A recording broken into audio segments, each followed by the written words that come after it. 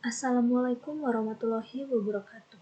Shalom, Om Swastiastu, Namo Buddhaya. Selamat datang di video pembelajaran mata kuliah praktik perancangan kontrak dengan dosen pengampu Pak Sepriyadi Adhan, SHMH. Perkenalkan, kami dari kelompok 1 yang beranggotakan Tarisa Fira Aulia dengan NPM 1942011-028, Ahmad Surya dengan NPM 1912-011258, Kalia Astarin dengan NPM 19520111002, Aditya Abigail dengan NPM 1912-011132, dan yang terakhir, Syifa Nabila dengan NPM 19420111001. Perancangan kontrak. Dalam bahasa Inggris, perancangan kontrak disebut kontrak drafting. Perancangan sendiri adalah proses, cara, atau perbuatan merancang. Sedangkan kontrak adalah hubungan hukum antara dua orang atau lebih berdasarkan kata sepakat untuk menimbulkan akibat hukum, hak, dan kewajiban. Jadi bisa disimpulkan, perancangan kontrak adalah kegiatan pengkonsepan atau perancangan kontrak atau cara penyusunan rancangan kontrak yang sesuai dengan tuntutan, teori asas, dan kaidah perancangan kontrak. Lalu, merancang kontrak adalah mengatur dan merencanakan struktur, anatomi, dan substansi kontrak yang dibuat oleh para pihak. Struktur kontrak sendiri adalah susunan dari kontrak yang akan dibuat atau dirancang oleh para pihak. Anatomi kontrak berkaitan dengan letak hubungan antara bagian-bagian yang satu dengan bagian yang lainnya.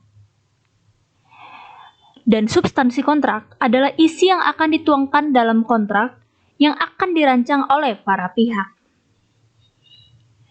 Menurut Haji Salim HS, Haji Abdullah, dan Wiwik Wahyuningsih, perancangan kontrak adalah suatu proses atau cara untuk merancang kontrak.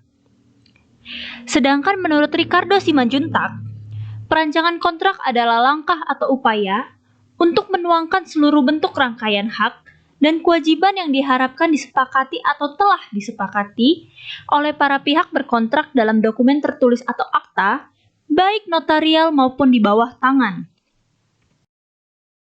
Objek hukum kontrak. Di dalam berbagai literatur disebutkan bahwa yang menjadi objek dalam perjanjian kontrak ialah prestasi atau pokok perjanjian. Prestasi adalah apa yang menjadi kewajiban debitur dan apa yang menjadi hak kreditur, di mana prestasi itu terdiri dari perbuatan positif dan perbuatan negatif yang menurut pasal 1234 KUH Perdata ialah 1. Memberikan sesuatu, 2. Berbuat sesuatu, dan 3. Tidak berbuat sesuatu. Prestasi itu harus dapat ditentukan, dibolehkan, dimungkinkan, dan dapat dinilai dengan uang. Subjek perancangan kontrak. Yang pertama, ada orang atau manusia yang dalam bahasa Belanda disebut naturliche persoon. Manusia sebagai subjek hukum telah mempunyai hak dan mampu menjalankan kewajiban dan dijamin oleh hukum yang berlaku. Dalam hal itu menurut pasal 1 KUH Perdata menyatakan bahwa menikmati hak perdata tidaklah tergantung pada hak kenegaraan. Sesuai dengan syarat sahnya perjanjian yang diatur dalam pasal 1320 KUH Perdata, di mana orang yang diperbolehkan untuk membuat satu perjanjian ialah setiap manusia pribadi atau orang, sesuai dengan hukum, dianggap cakap bertindak sebagai subjek hukum, yaitu telah berusia 21 tahun atau sudah kawin. Kecuali dalam undang-undang dinyatakan tidak cakap, seperti halnya dalam hukum telah dibedakan dari segi perbuatan-perbuatan hukum adalah sebagai berikut. Cakap melakukan perbuatan hukum adalah orang dewasa menurut hukum, yaitu telah berusia 21 tahun dan berakal sehat. Tidak cakap melakukan perbuatan hukum berdasarkan pasal 1330 KUH Perdata tentang orang yang tidak cakap untuk membuat perjanjian adalah 1. orang-orang yang belum dewasa atau belum mencapai usia 21 tahun atau belum kawin. 2. Orang yang ditaruh di bawah pengampunan atau kuratel yang terjadi karena gangguan jiwa, pemabuk, atau pemboros. Dan yang ketiga, orang wanita dalam perkawinan yang berstatus sebagai istri. Yang kedua ada badan hukum atau dalam bahasa Belanda Rechtsperson, merupakan badan-badan perkumpulan, yakni orang-orang atau person yang diciptakan oleh hukum. Badan hukum sebagai subjek hukum dapat bertindak hukum atau melakukan perbuatan hukum seperti manusia dengan demikian. Badan hukum sebagai pembawa hak dan tidak berjiwa dapat melakukan sebagai pembawa hak manusia seperti dapat melakukan persetujuan-persetujuan dan memiliki kekayaan yang sama sekali terlepas dari kekayaan anggota-anggotanya. Oleh karena itu, badan hukum dapat bertindak dengan perantara pengurus-pengurusnya. Suatu perkumpulan dapat disahkan menjadi badan hukum dengan cara 1. Didirikan dengan akta notaris. 2. Didaftarkan di kantor panitera pengadilan negara setempat. 3. Dimintakan pengesahan anggaran dasar atau AD kepada Menteri Kehakiman dan HAM.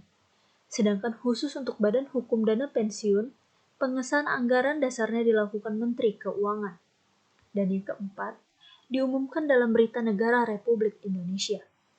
Dengan ini, badan hukum dibedakan dalam dua bentuk, yaitu badan hukum publik dan badan hukum privat.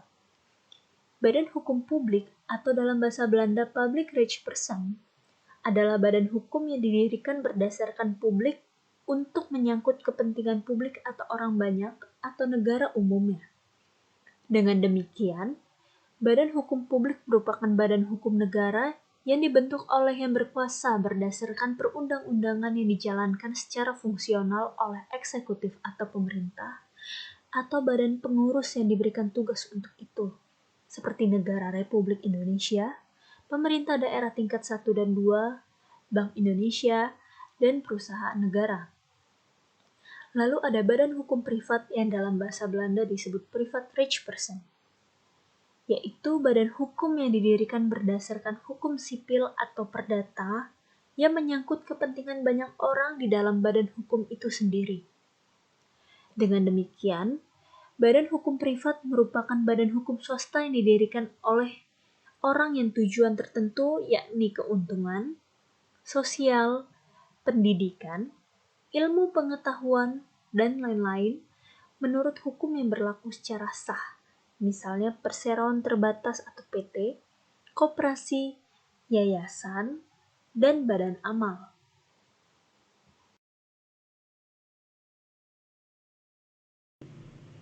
Asas dalam berkontrak dibagi menjadi 5. Yang pertama, asas kebebasan berkontrak atau freedom of contract. Dalam pasal 1338 ayat 1 KUH Perdata menyatakan bahwa semua perjanjian yang dibuat secara sah berlaku sebagai undang-undang bagi mereka yang membuatnya. Asas ini merupakan asas yang memberikan kebebasan kepada para pihak untuk yang pertama, membuat atau tidak membuat perjanjian. Yang kedua, mengadakan perjanjian dengan siapapun. Yang ketiga, menentukan isi perjanjian, pelaksanaan, dan persyaratannya. Dan yang keempat, menentukan bentuk perjanjiannya, apakah tertulis atau lisan.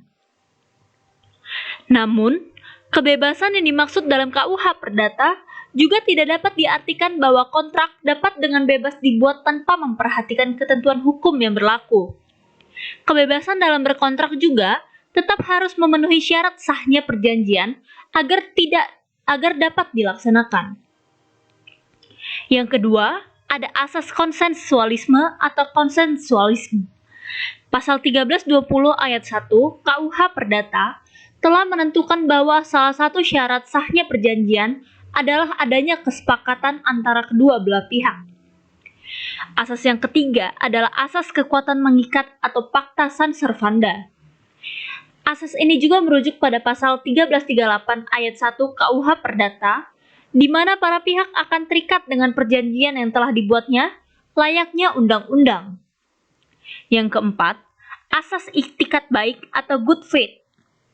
Asas ini telah tercantum pada pasal 1338 ayat 3 KUH Perdata yang berbunyi, perjanjian harus dilaksanakan secara itikat baik.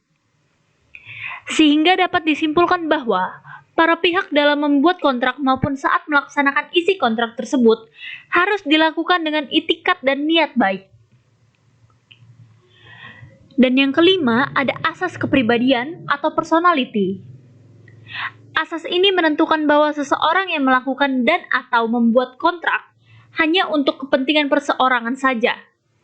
Hal ini tertulis dalam pasal 1315 KUH Perdata dan pasal 1340 KUH Perdata yang menegaskan bahwa pada umumnya, seseorang tidak dapat mengadakan perikatan atau perjanjian selain untuk dirinya sendiri.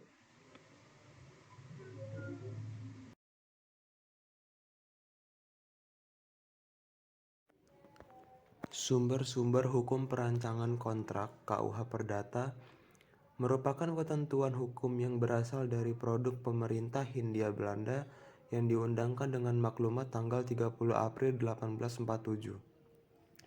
Berlakunya KUH Perdata berdasarkan pada asas konkordasi. Ketentuan hukum yang mengatur tentang perancangan kontrak di dalam KUH Perdata meliputi yang pertama ada buku 3 KUH Perdata. Sistem pengaturan buku 3 KUH Perdata adalah sistem terbuka atau open system. Artinya bahwa setiap orang bebas untuk mengadakan perjanjian, baik yang sudah diatur maupun yang belum diatur di dalam undang-undang. Hal ini dapat disimpulkan dari ketentuan yang tercantum dalam pasal 1338 ayat 1 KUH Perdata yang berbunyi, semua perjanjian yang dibuat secara sah berlaku sebagai undang-undang bagi mereka yang membuatnya. Selain ketentuan tersebut, yang menjadi sumber hukum dari perancangan kontrak di dalam KUH Perdata, yaitu yang pertama, ada perikatan pada umumnya, pasal 1233 sampai dengan pasal 1312 KUH Perdata. Yang kedua, perikatan yang dilahirkan dari perjanjian, pasal 1313 sampai dengan pasal 1351 KUH Perdata. Yang ketiga, hapusnya perikatan pasal 1381 sampai dengan pasal 1456 KUH Perdata. Yang keempat, jual beli pasal 1457 sampai dengan pasal 1540 KUH Perdata. Yang kelima, tukar menukar pasal 1541 sampai dengan pasal 1546 KUH Perdata. Yang keenam, sewa menyewa pasal 1548 sampai dengan pasal 1600 KUH Perdata. Yang ketujuh, persetujuan untuk melakukan pekerjaan pasal 1601 sampai dengan pasal 1617 KUH Perdata. Yang kedelapan, persekutuan pasal 1618 sampai dengan pasal 1652 KUH Perdata. Yang kesembilan, hibah pasal 1666 sampai dengan pasal 1693 KUH Perdata. Yang kesepuluh, penitipan barang pasal 1694 sampai dengan pasal 1739 KUH Perdata. 11.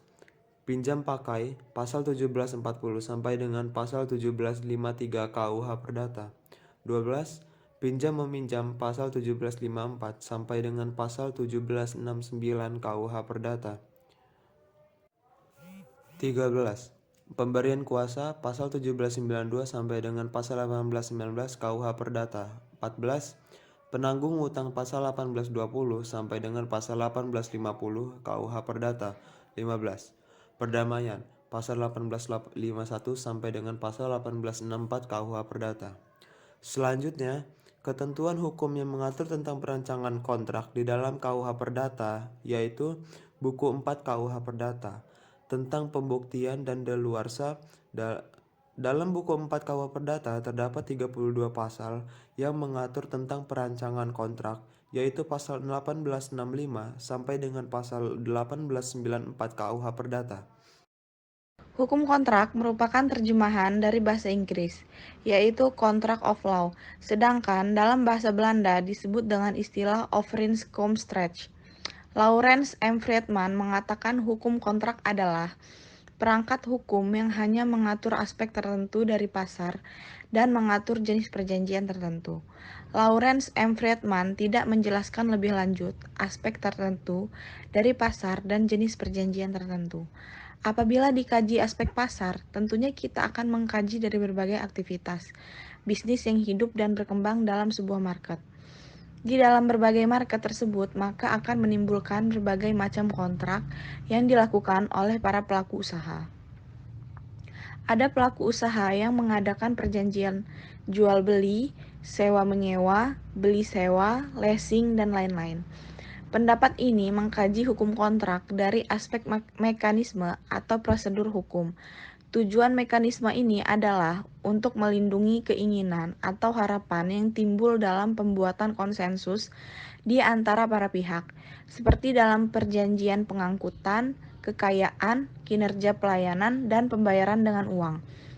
Definisi lain berpendapat bahwa hukum kontrak adalah rangkaian kaidah-kaidah hukum yang mengatur berbagai persetujuan dan ikatan antara warga hukum. Definisi hukum kontrak yang tercantum dalam Ensiklopedia Indonesia mengkajinya dari aspek ruang lingkup pengaturannya, yaitu persetujuan dan ikatan warga hukum. Tampaknya, definisi ini menyamakan pengertian antara kontrak atau perjanjian dengan persetujuan, padahal antara keduanya adalah berbeda. Kontrak atau perjanjian merupakan salah satu sumber perikatan, sedangkan persetujuan salah satu syarat sahnya kontrak, sebagaimana yang diatur dalam pasal 1320 KUH Perdata. Dengan adanya berbagai kelemahan dari definisi di atas, maka definisi itu perlu dilengkapi dan disempurnakan. Jadi, menurut penulis, bahwa hukum kontrak adalah keseluruhan dari kaidah-kaidah hukum yang mengatur hubungan hukum antara dua pihak atau lebih berdasarkan kata sepakat untuk menimbulkan akibat hukum. Definisi ini didasarkan pada pendapat Van Dan, yang tidak hanya mengkaji kontrak pada tahap kontraktual semata-mata, tetapi juga harus diperhatikan perbuatan sebelumnya. Perbuatan sebelumnya mencakup tahap prakontraktual dan postkontraktual. Prakontraktual merupakan tahap penawaran dan penerimaan, sedangkan postkontraktual adalah pelaksanaan perjanjian. Hubungan hukum adalah hubungan yang menimbulkan akibat hukum. Akibat hukum yaitu timbulnya hak dan kewajiban. Hak merupakan sebuah kenikmatan, sedangkan kewajiban merupakan beban. Sekian, wassalam. Syarat sah perjanjian atau kontrak berdasarkan pasal 1320 KUH Perdata. Yang pertama, syarat sah subjektif. Artinya, syarat tersebut berkenaan dengan para pelaku kontrak. Jika tidak terpenuhinya salah satu dari syarat subjektif ini, maka kontrak tersebut dapat dibatalkan atau dimintakan batal oleh salah satu pihak yang berkepentingan. Namun, apabila tindakan pembatalan tersebut tidak dilakukan, maka kontrak tetap terjadi dan harus dilaksanakan seperti halnya suatu kontrak yang sah. Syarat subjektif ini seperti adanya kesepakatan kehendak dari para pihak. Dengan syarat kesepakatan kehendak dimaksudkan agar suatu kontrak dianggap sah oleh hukum, para pihak yang terlibat dalam perjanjian harus sepakat atau setuju mengenai hal-hal pokok yang dari perjanjian tersebut.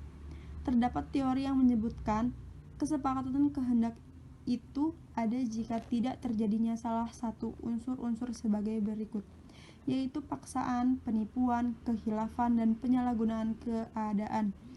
Hal tersebut sejalan dengan pasal 1321 KUH Perdata yang menentukan bahwa kata sepakat tidak sah apabila diberikan karena kekhilafan dan diperoleh dengan paksaan atau penipuan. Yang kedua, ada kecakapan berbuat menurut hukum. Syarat sah subjektif yang satu ini maksudnya adalah bahwa pihak yang melakukan kontrak haruslah orang yang di mata hukum memiliki wewenang untuk membuat perjanjian kontrak. Selain syarat sah subjektif, ada juga syarat sah objektif. Yang dimaksudkan adalah syarat tersebut berkenaan dengan perihal atau isi perjanjian. Apabila tidak terpenuhinya salah satu syarat sah objektif ini, maka perjanjian atau kontrak yang dibuat batal demi hukum. Jadi, sejak perjanjian atau kontrak tersebut dibuat, kontrak tersebut telah batal di mata hukum. Syarat sah objektif ini seperti syarat objek atau perihal tertentu. Syarat perihal tertentu dimaksudkan bahwa suatu perjanjian atau kontrak haruslah berkenaan dengan hal yang tertentu, jelas dan dibenarkan oleh hukum. Peraturan tersebut terdapat dalam pasal 1332 dan 1333 KUH Perdata. Lalu ada syarat kausa yang diperbolehkan. Suatu kontrak haruslah dibuat dengan maksud yang sesuai hukum yang berlaku. Jadi tidak boleh dibuat kontrak untuk melakukan hal-hal yang bertentangan dengan hukum. Hal ini sejalan dengan pasal 1332 KUH Perdata yang menyebutkan bahwa isi dari sebuah perjanjian agar dianggap sah oleh hukum haruslah tidak dilarang oleh undang-undang atau tidak bertentangan dengan kesusilaan atau ketertiban umum. Syarat syah yang umum yaitu seperti kontrak harus dilakukan dengan itikat baik, lalu kontrak tidak boleh bertentangan dengan kebiasaan yang berlaku, kontrak harus dilakukan berdasarkan asas kepatutan, dan kontrak tidak boleh melanggar kepentingan umum. Dan syarat syah yang khusus, yaitu syarat tertulis untuk kontrak-kontrak tertentu, syarat akta notaris atau kontrak tertentu, lalu syarat akta pejabat tertentu, yaitu selain notaris untuk kontrak-kontrak tertentu, dan yang terakhir syarat izin dari pejabat yang berwenang untuk kontrak-kontrak tertentu.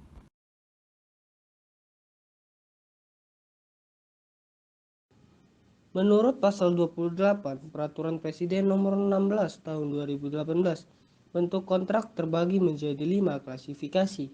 Di antaranya adalah pertama, bukti pembelian ataupun pembayaran, sebagaimana yang dimaksud pada ayat 1 huruf A, sebagai pengadaan barang ataupun jasa lainnya dengan nilai maksimum 10 juta rupiah. Bentuk kedua ialah kwitansi, sebagaimana yang dimaksud pada ayat 1 huruf B dan digunakan untuk pengadaan barang ataupun jasa dengan nilai maksimum 50 juta rupiah. Bentuk yang ketiga adalah surat perintah kerja ataupun SPK, sebagaimana dimaksud pada ayat 1 huruf D digunakan untuk pengadaan jasa konsultasi dengan nilai maksimum 100 juta rupiah. Pengadaan barang ataupun jasa lainnya minimum dengan 50 juta rupiah hingga dengan nilai maksimum 200 juta rupiah.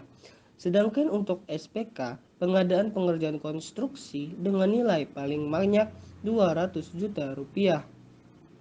Adapun bentuk yang keempat dari kontrak ialah surat perjanjian, sebagaimana yang dimaksud pada ayat 1 huruf D, digunakan untuk pengadaan barang ataupun pekerjaan konstruksi ataupun jasa lainnya dengan nilai minimum 200 juta rupiah serta untuk pengadaan jasa konstruksi dengan nilai minimum 100 juta rupiah. Dan bentuk yang kelima dari kontrak adalah surat pesanan, sebagaimana yang dimaksud pada ayat 1 huruf E, dan untuk digunakan sebagai pengadaan barang ataupun jasa melalui pembayaran online ataupun pembelian melalui toko-toko online. Ketentuan lebih lanjut mengenai bentuk kontrak sebagaimana dimaksud pada ayat 1 dan dokumen pendukung kontrak diatur dalam peraturan menteri yang menyelenggarakan urusan pemerintahan di bidang keuangan negara ataupun menteri dalam negeri pemerintahan.